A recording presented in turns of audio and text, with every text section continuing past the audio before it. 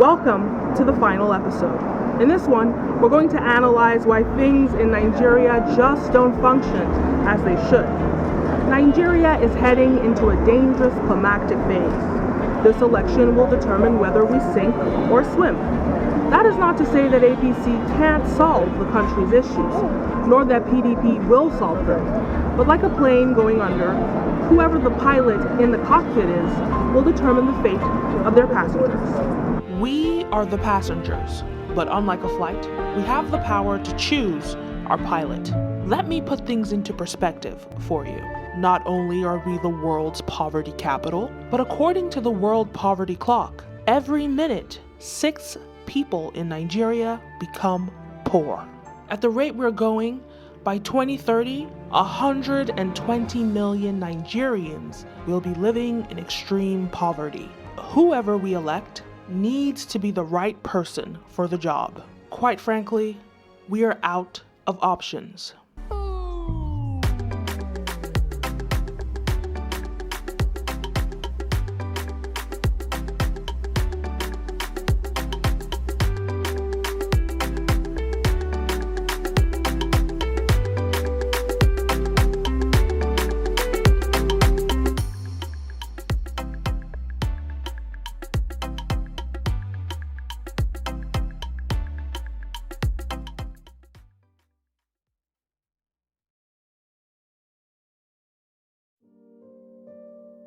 Let's face it, Nigeria is a dysfunctional country. Things just don't work. A manifestation of this is the postponement of the elections. News broke on Saturday, February 16th at 3 a.m., just hours before the elections were to take place, that it would be postponed for a week to be held on February 23rd. They rob us, man! What a great loss.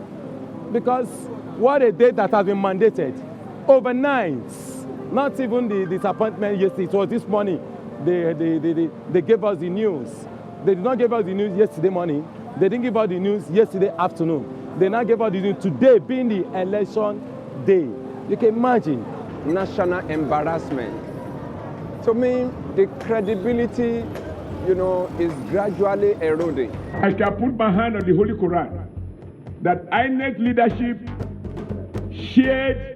knew that they were going to postpone the election. They shared this information with the People's Democratic Party and advised them not to waste their resources, while pretending to us that they are on top of the situation. They know PDP is winning this party. They quite know that it is, the mark will be so much. So they have to cancel it. I did. For over 4 years now, the INEC have not been able to prepare for the election, and they are postponing it all overnight. It's not really, I think it's not really good. We are in a zoo country. Anything can happen. But why is the electoral process outdated? Why doesn't INEC adopt a similar system to the US's Social Security registration? Every Nigerian with a bank account has a BVN. Why can't we use our BVN to register online? We follow the Constitution, which is the fundamental law of the land. We also follow the Electoral Act, which sets out the procedure and processes that has to be followed by the electoral management body in registering people for elections. So the processes are very, very clear, and they are exclusive to the Constitution and to the Electoral Act. So that is what we follow. We cannot follow what other agencies are doing because our own processes and procedures are clearly outlined in the law. The election process is outdated and allows loopholes for rigging. Unless we elect a modern National Assembly, we will continue to deal with an analog electoral system during a digital age. In fact, INEC's electoral process isn't the only analog system we have in place in our government. What will it take for things to change? Furthermore, this catastrophe is said to have cost businesses 2.737 trillion naira, or $7.605 billion US.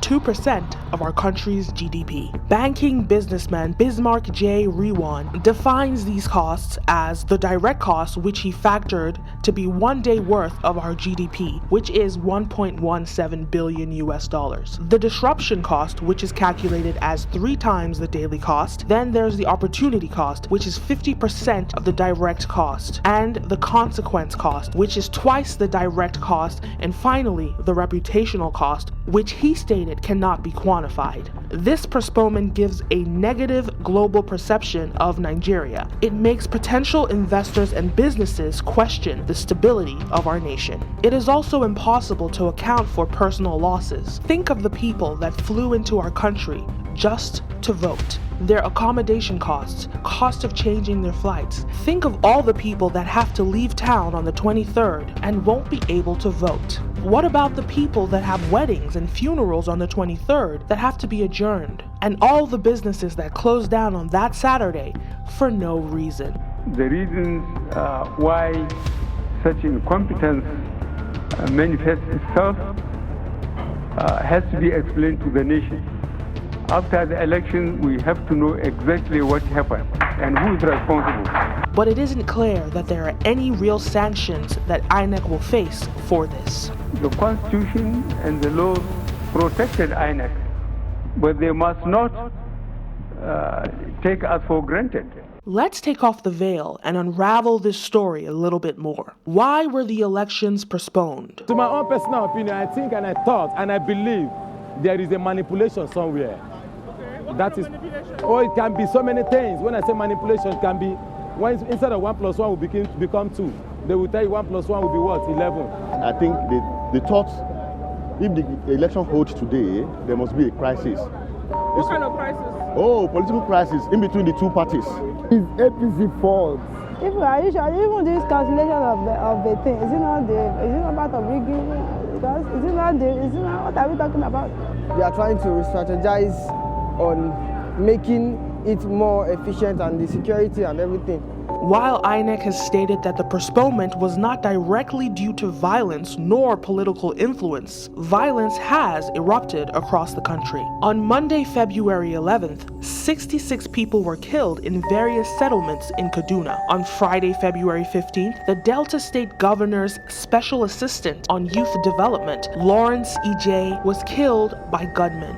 But INEC assures that the decision was made due to logistical problems and their efforts to make a free, fair, and credible election. The main causes for the postponement were as follows. Firstly, there were delays delivering voting paraphernalia. Mahmood Yakubu, the INEC chairman, explained, "Unfortunately, in the last week, flights within the country have been adversely affected by bad weather. For instance, 3 days ago, we were unable to deliver materials to some locations due to bad weather. We therefore had to rely on slowing down long haulage vehicles to locations that can be serviced by air, despite the fact that we created 5 zonal airport hubs: Abuja, North Central; Port Harcourt, South South and Southeast; Kanu, Northwest; Maiduguri and Yola, Northeast; and Lagos, Southwest, to facilitate the delivery of electoral logistics.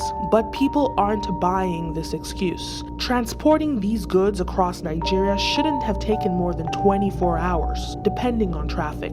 But there have been conspiracies surrounding the distribution of the elections materials. The Daily Nigerian, an online publication, published this article on Thursday, February 14th, which stated, "Police found 17 sacks containing thumb-printed ballots in Kanu. The ballots were already thumb-printed with APC's box." But these ballot sheets aren't real, and there's a lot of fake news circulating across the country. Furthermore, The Sun published this photo, citing police officers protecting unused election materials after Saturday election postponement. In the photo, the officers are clearly not paying attention to the materials, which invites opportunities for theft and potentially new fires. Speaking of fires, this leads me to the second point. Yakubu stated, "Apart from these logistical challenges, we also faced what may well be attempts to sabotage our preparations. In a space of 2 weeks, we had to deal with serious fire incidents in Isialangwa, South Local Government Area in Abia State. Wampan local government area of Plateau State, and our Anambra State office in Akwa. In Isialangwa South, hundreds of PVCs were burnt, necessitating the recompiling of the affected cards and reprinting in time to ensure that the affected voters were not disenfranchised. I am glad that all the cards were quickly reprinted and made available for collection by their owners. In Wampan local government area, our entire office was razed, destroying all materials prepared for the election's printed register of voters, ballot boxes, voting cubicles, and several electricity generating sets. All registration areas and over 100 polling units were affected by the fire. We recovered quickly and have since replaced everything destroyed. In addition, we secured a suitable building from which to conduct the elections. Perhaps most serious was the fire incident in our Anambra State office in Akwa, which destroyed over 4,600 smart card readers being prepared for the elections. These card readers take at least 6 months to procure. Despite the setback, we have particularly recovered from this by mopping up every available. While some people have suggested that these are not fair excuses for the delay and point out that Nigerian elections are always postponed, the postponement of this election isn't something many take issue with, but the manner in which things happened. Overnight, not even the disappointment yesterday, it was this morning. They gave us the news. They did not give us the news yesterday morning. They didn't give us the news yesterday afternoon. They now gave us the news today being the election day. We have 4 years to prepare for this election. I don't know why we Nigerians, we are not just ready to get things right.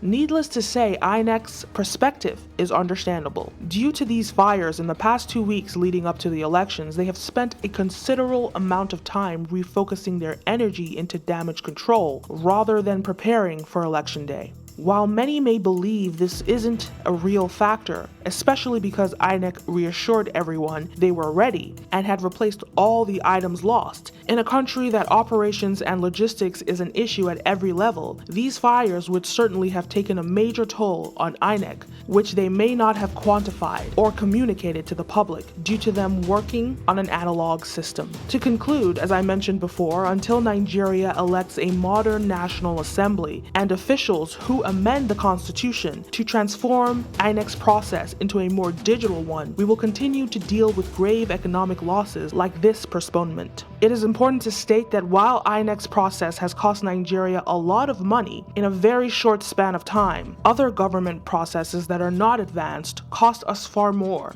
and are never acknowledged or quantified. On another note, could it be a coincidence that all the INEC offices affected by these fires were in states that PDP were most popular in? According to this day's cover page, published first on February 3rd and then on February 10th, listing how Nigerians may vote from state to state, they suggested Plateau State would vote 50% in favor of Atiku and 45% in favor of Buhari. Abia State would be 60% with Atiku and 40% with Buhari. And Anambra State would vote 60% with Atiku and 40% with Buhari. Could it be a coincidence that these sprouts of fires began in these 3 states the day after these polls were initially published on Sunday, February 3rd of 2019? The Abia State fire took place on Monday, February 4th. The Plateau State fires took place on Saturday, February 9th, and the Anambra State fires took place on Tuesday, February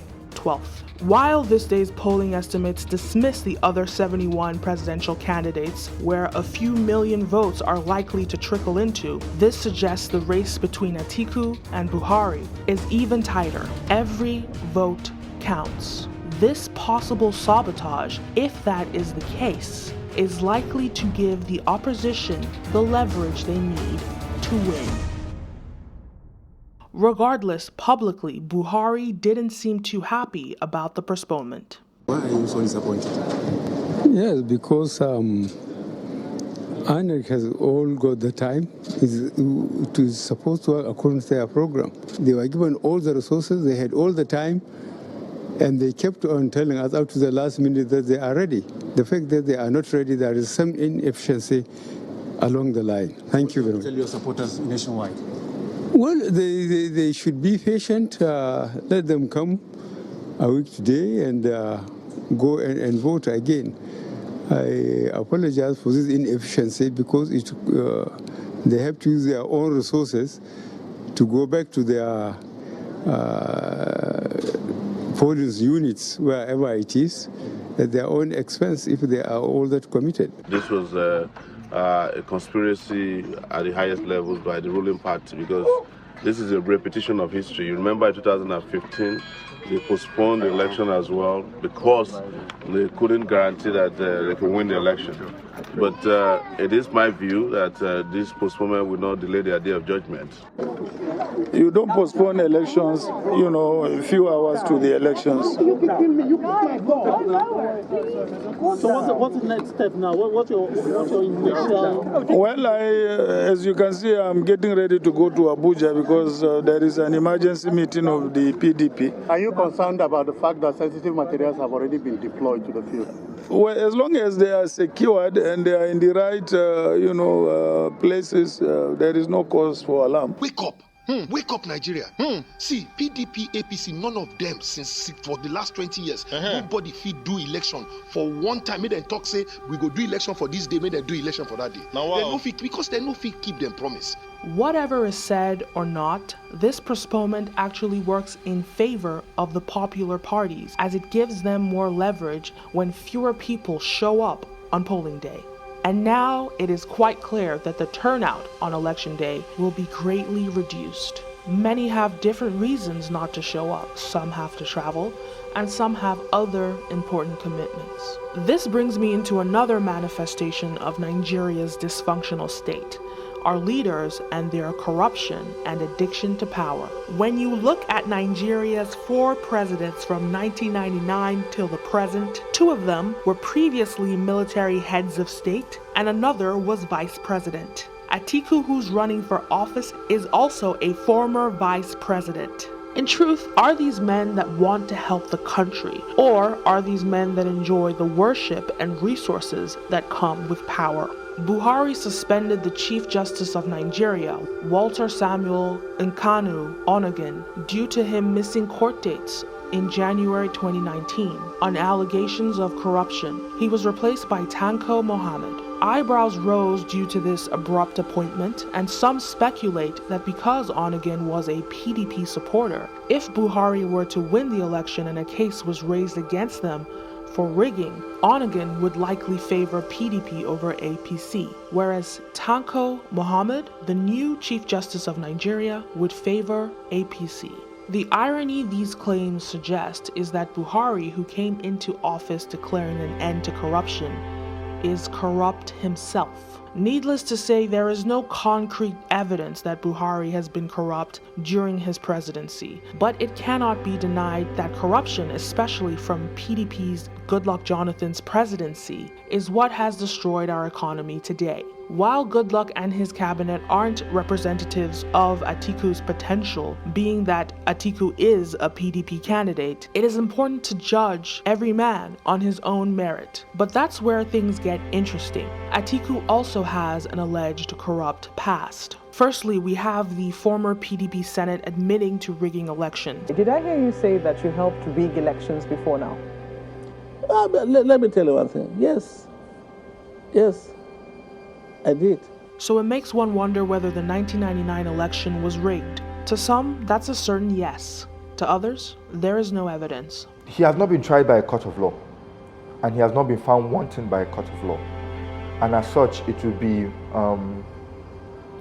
unfair to his person as a former vice president to tag him with being a corrupt person. Like I said, yes, if they have facts and figures that show that he has done what he has done, you need to put him through the Nigerian judicial system and prove it in the court of law. I think Atiku gets a lot of bad rep because of his time as VP. And unfortunately for him, the electoral cycle of Nigeria allowing you to start campaign roughly 3 months before the election, before you're actually allowed to start campaigning, doesn't give him ample enough time to either sell his message or, direct the narrative. Many claim Atiku has made himself rich at the expense of the country. For example, let's talk about his shipping and clearing company, NICOTES, or NICOTS, which is now known as Intel. He established NICOTS when he was the deputy director of customs. At the time, his company was operating in the Apapa port, where he was working as a deputy director. This sounds like a conflict of interest. And to add fuel to the fire, the code of conduct in Nigeria prevents civil servants from having private businesses. According to his biography, he said that Intel was the means to which he earned a lot of money, which probably propelled him in his career. So now let's dig deeper into Intel. What exactly do they do? Essentially, they speed up the process to clear goods in customs, even goods in oil and gas. They have now expanded to 4 ports from Lagos, Warri, Oni, and Calabar, making $6.7 billion for the Nigerian government. But here's where things get more interesting. They haven't specified how much money they have made. In fact, as a third-party agency working with the government, customers pay them directly, and after they've made their profit, they then give the rest of the money to the government. Eventually, after owing the government $48 million and ignoring these invoices, Intel was removed from this system. Some speculate that this is the reason Atiku wants to be president. On another note, Atiku has also been accused of embezzlement and diverting public funds into his own business, and the US has accused him of laundering over $40 million. And due to Atiku being featured in 2 corruption cases in the US, he's allegedly banned from entering the country. While he did visit the US recently, which his supporters claim disprove these allegations, Reuters reported that several US government officials stated the US State Department waived the travel ban temporarily after lobbyists mounted a campaign among congressional lawmakers, arguing the administration should not snob the leading challenger to the Nigerian president, Muhammadu Buhari. Furthermore, the US saw little benefit in creating bad blood with a man who might be the next leader of Africa's most populous nation. While this does imply that if Atiku is elected into office, the ban will be lifted entirely, it does raise questions about Atiku's character and what foul practices he may continue to do if he enters the office of the presidency. Needless to say, many aren't concerned about having a corrupt head of state. After all, this is the norm. Atiku is seen as the lesser of 2 evils, even though he has 71 other competitors. During election season, these parties are ready to plaster their posters even in the most disregarded areas in this country. But once the election is won, they're nowhere to be found. While some believe Buhari is too sick to survive another term, and others believe Atiku is too corrupt, one thing that these men have in common is their age. Buhari being 76 and Atiku being 72, they are quite privileged to be alive, as the average age of death in Nigeria is 53. Does Nigeria need younger, fitter leaders that care about the future of this country? After all, these men don't represent the country's population. How much can one care about building a future that they will never see? I don't see how people in their right frame of minds will vote for the 2 political parties that have failed them consistently for 20 years. Doctor, someone said, I wouldn't want to throw away my vote. That's what he said. Voting for the APC and the PDP is wasting your vote. The reason is this. Of course it is. It is a big waste of your vote. The reason the person is saying, I won't waste my vote, is that the person lacks courage. And I'm going to be asking Nigerians increasingly to have courage and vote for the person you think should be president, not the person you think will win because he or she is an incumbent or because he or she has money and you think he or she can possibly dislodge the other person. So, because the question Nigerians must begin to ask, and the young people must begin to ask themselves, is what is the quality of our lives? People who have made your unemployment progressively higher every year. People who have made your poverty rate progressively higher every year. People who have not improved electricity in this country beyond 4,000 megawatts in 20 years of politics. You're busy loving and worshiping your oppressors. Here's my message to the Nigerian youth, and I want to be very clear. You can either take your destiny in your hands in 2019, or you can, as what Frantz Fanon said, the philosopher, that every generation out of relative obscurity will discover its mission and will either fulfill that mission or betray it. So the Nigerian youth can, in 2019, either fulfill the mission of their generation or betray it. It is one thing to list out all the flaws in our nation, but the real question is, how do we solve Nigeria's dysfunctional state? The obvious answer is for people to elect an equipped leader with a clean background, but this answer is not obvious to everyone. PDP, when they were in power for 16 years, from 1999 to this 2015, then they didn't change anything. They made them waiting. Then Buhari now said he's coming. Buhari said change. Buhari did not change anything. What makes you think this time that PDP is going to change then? My brother, my sister, is it Buhari that says change? Is the Caban that says change? When Buhari comes in, that you want to change this country to a better, stabilized country, not knowing that Buhari comes in to change this country to a worse country.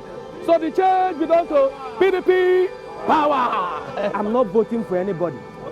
I'm only voting for my alcohol because that's what I use my money to buy. Many believe that such a person doesn't exist. But if they did, it seems impossible to get them adequate visibility. After all, Nigeria runs on a two-party system. So what are your thoughts about the other presidential candidates? Other presidential the younger ones like Fela Durotoye, Kingsley Moghalu. They hide themselves now. They don't expose themselves. If as if those ones expose themselves, we would have known them. But what would it take to elect an able leader? For starters, we would need to find a clean and young leader with a mission to actually make Nigeria better. Secondly, he or she would need to have substantial funding to make any real impact. That means hundreds of millions of dollars would need to go into their campaign. While this money could come from a foreign entity, it would need to be secret because that is against the law. Also, the candidate would need to ensure that his or her financiers don't have an agenda that could negatively affect Nigeria. Furthermore, the irony here is the person would need to practice corruption in order to clean up the system. But does Nigeria deserve better leaders? Well, that is up to Nigerians. Thank you for coming along with me on this journey, from episode 1 till the present. As we close out this season of This is Nigeria, I figured I'd give you some updates on some of our special guests. Louis Ukim secured a job at Toasties, a Lagos-based startup that is said to have the best sandwiches in Nigeria. Morning, sir. You're welcome. Thank you, sir. What's your name? My name's Ukim Louis Awori. Can I have a seat? Okay. What is saying so far? Somebody that we can actually give a try and see how it's going to work out. I mean, based on the experience and what he has passed through, I believe that he will be able to have something to do. I would like to work in this kind of place. I like the place. I will appreciate if I should start working with them. I would like it.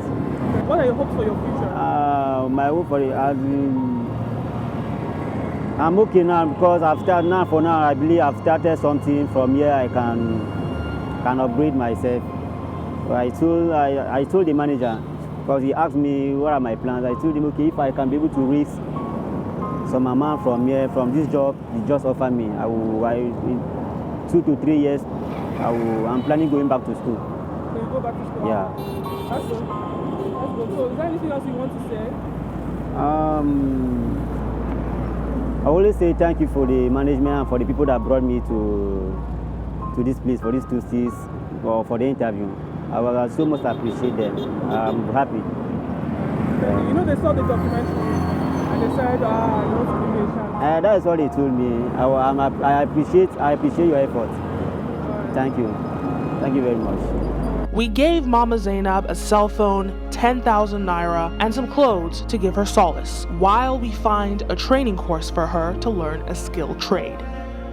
If we really want to change Nigeria, it starts with you. Find small ways that can affect change, whether that's keeping your money in Nigeria, investing in your local community, educating and exposing those with less information than you, letting that one person go in front of you in traffic, or giving someone a job that can help them grow. It's important that we uplift each other so that we can truly heal this dysfunctional country. Always remember, small acts of kindness go a long way. On social media, let's share the hashtag #HealNigeria and watch the polls so that we can encourage everyone to build a better future for our nation. And please, if you enjoyed this documentary series, like and subscribe. I've noticed a lot of you haven't been subscribing or liking any of the videos. It really does help this channel and it encourages me to make more seasons. I do plan to make another season of This Is Nigeria, which I will announce the release date soon, so subscribe and turn on your notification bells to be alerted as soon as a new video comes up. All the best and see you next time. Peace.